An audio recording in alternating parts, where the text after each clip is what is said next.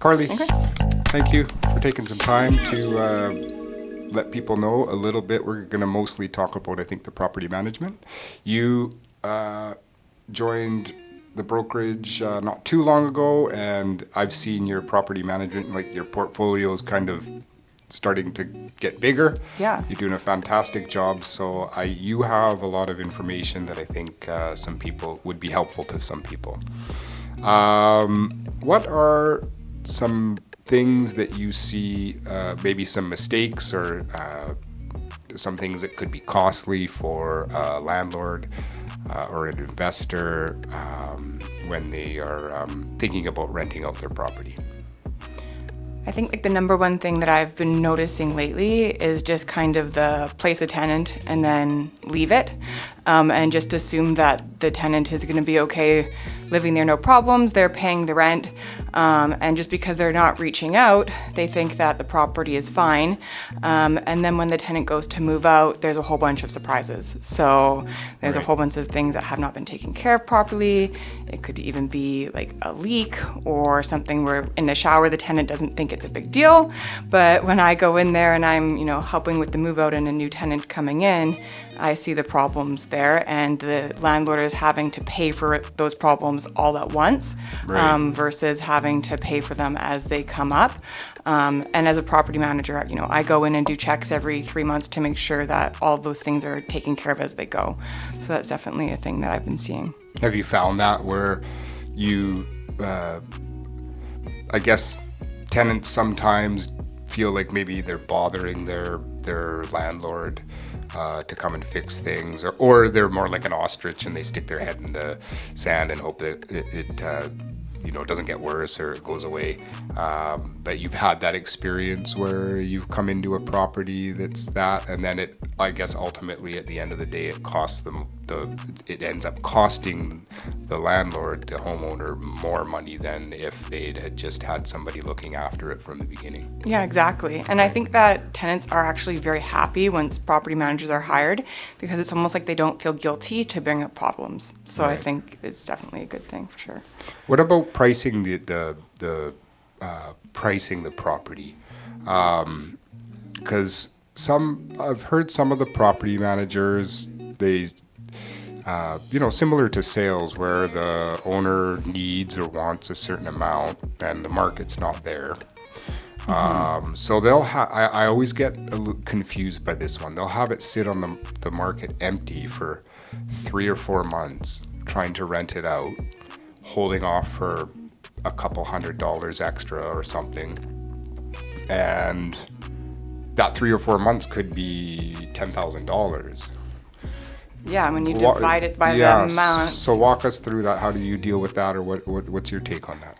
Yeah, I think because I do have the sales background, I do treat my property management clients kind of the same with pricing. So I'll go in and I'll look at all the rentals on the market that are similar and their prices. And then I can also go in my back system in the MLS and also see some rented prices as well. I'll go in and I'll talk to the landlord about what I think it should be priced at. And if they have a price that they're really stuck on, I do make an agreement with them that, hey, if we're not getting any showings in 3 weeks, drop the price.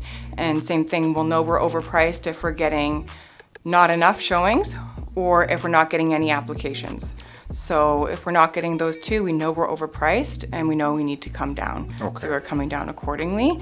Obviously, everyone has different motivations, but yeah, you're going to be losing money if you're not pricing it appropriately. So you just give them your honest opinion. This is what I think it'll rent for. Yep. If you want to try it a little bit higher, we can test the market. But if it doesn't work out, then let's talk now about what we need to do in Exactly. the future. Yeah, so that we're prepared and that there's no surprises up front. Okay. Do you find that your clients, your landlord clients, your investor clients, do some of them struggle with the Residential Tenancy Act? Do they know all the rules, or is that's probably a big part of the value of bringing you in? Yeah, definitely. I think they know some of the rules, but not all of them. A big one is they don't know the rules of what's going to happen if they decide to come back to the property themselves and live in it, if they're going to sell it, what the rules are for that, or if the tenant doesn't pay the rent, what they have to do in order to fix that solution and get them to pay the rent, or get that tenant out of the property. A lot of people think that they can just tell the tenant they have to move out if they don't pay rent, and there's a whole series of things that you have to go through with the residential tenancy board before you can kick out a tenant. It's not that easy, no. No, so it's just all the filings and everything that we take care of. A lot of landlords don't know about those things that you have to do on the back end, not just the notices on the front end. Right, and then also, they changed the act. Maybe was it 3-4 years ago now. I think some people still aren't totally clear on it. Most people are, but if you tell the tenant that you want them to vacate because you're going to move into the property yourself, or an immediate family member is going to move into the property themselves. Yep. And you don't, are there repercussions for that? Definitely, there's lots of repercussions. What happens there? They can sue you for the damages of them leaving early, and you actually have to pay for their rent for I believe it's the rest of their term. So it could be up to 12 months. 12 months rent, yeah. Correct. That is. I think they changed that a few years ago, and that's something that definitely. It seems like people that are renting tenants are now aware of.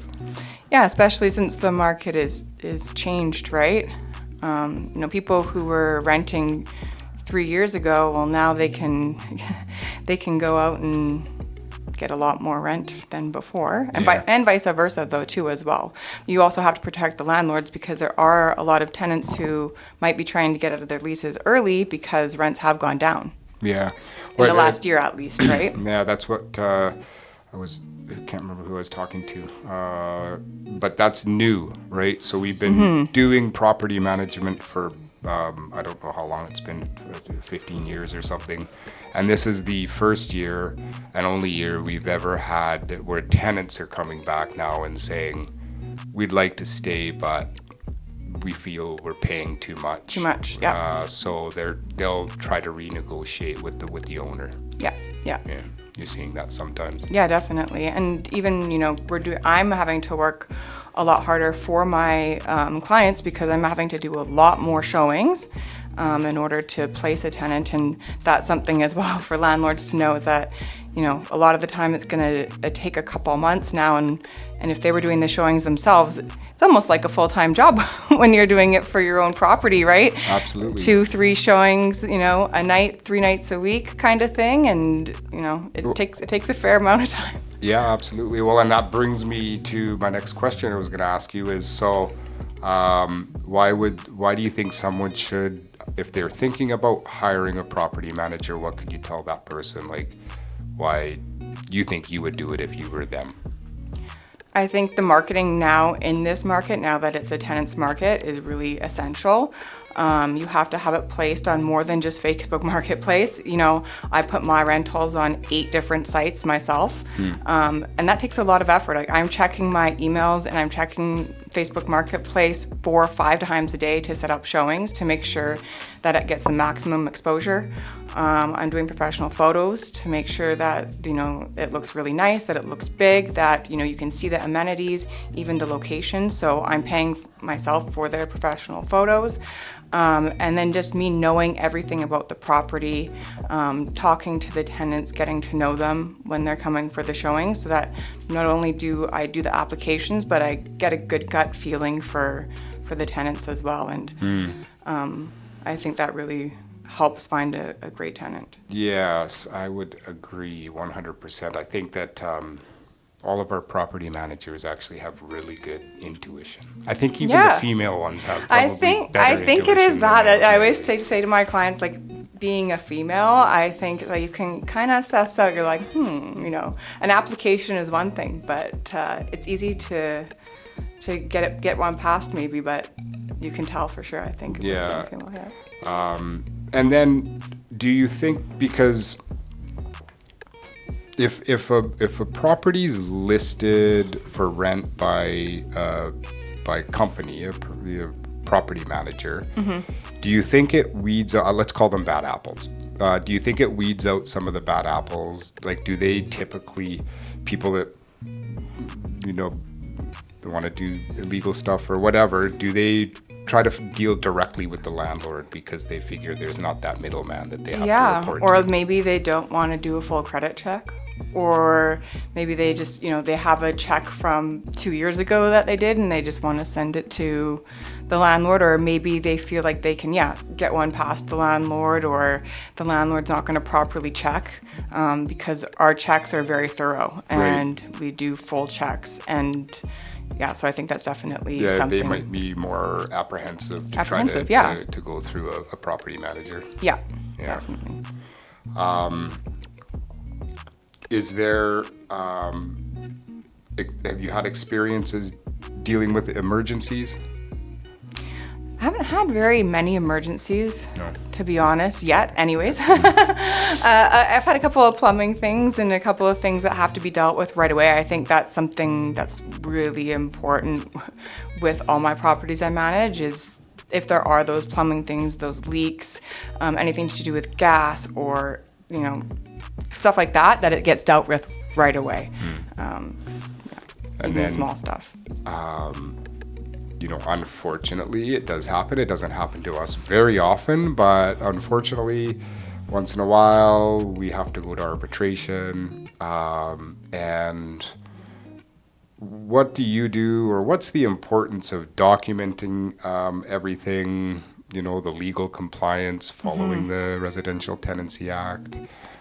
A huge part of your value to a landlord, right? Because we know from experience on arbitration, the more that you have, your notes, your pictures, your everything, all the file you keep on the property, super important. Yeah, we have lots of systems in place here, which I really like as well. And obviously having the administrative assistants help, keeping all the photos of inspections on move in and move out.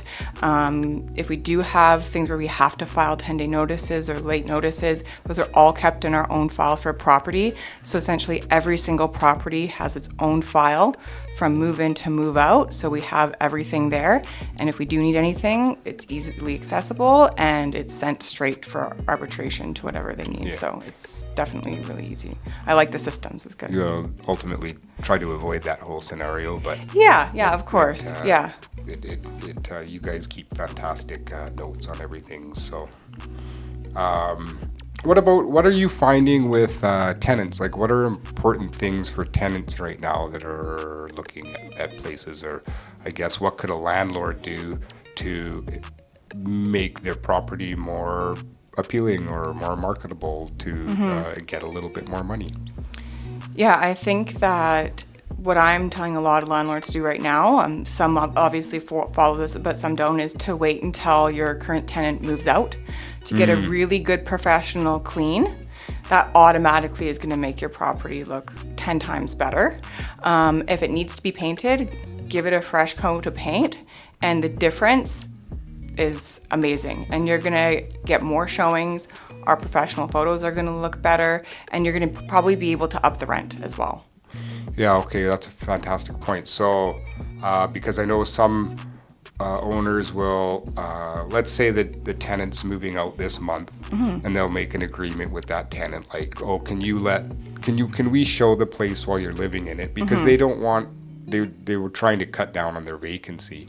Yes. So what you're saying, in some cases, it makes more sense to let them move out, take a couple weeks, get it cleaned up, spruced up, whatever needs to be done, and then show it vacant, makes the showings easier, shows better, and at the end of the day could be where they get more rent. Yeah, exactly. Yeah, that's a good point. What about our furry friends, pets? They're very important. A lot of people are landlords accepting pets, or are they not? Because that definitely can increase your rental pool.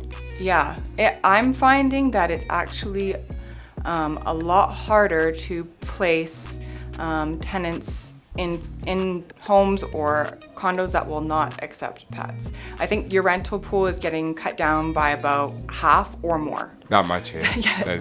Seems Wow. like everybody has pets nowadays. Yeah, a lot of people do. And I think that having one pet obviously is what I'm trying to, push landlords to say, okay, one pet is okay.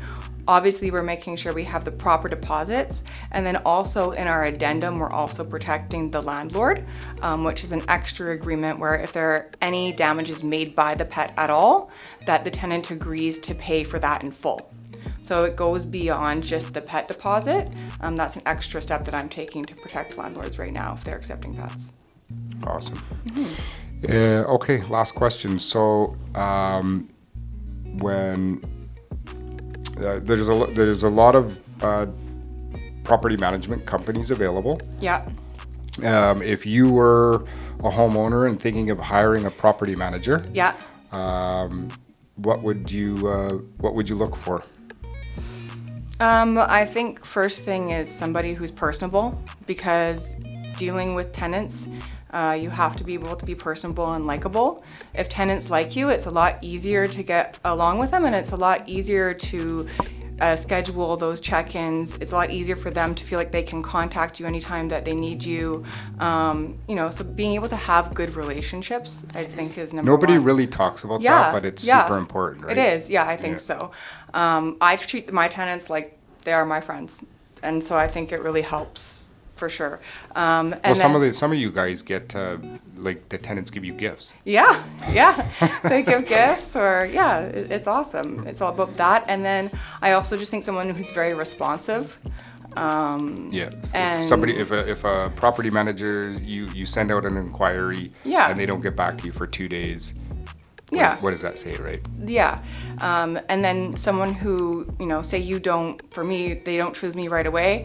I've gone back and I've followed up with them. So if there's somebody who has followed up with you, that's I think above and beyond what a lot of other property managers are going to do, because that's also what I do when I am working for my clients. I follow up with them and do my check-ins 2-3 times a week, even while I'm trying to rent their property, just to let them know what's going on, so we're all on the same page.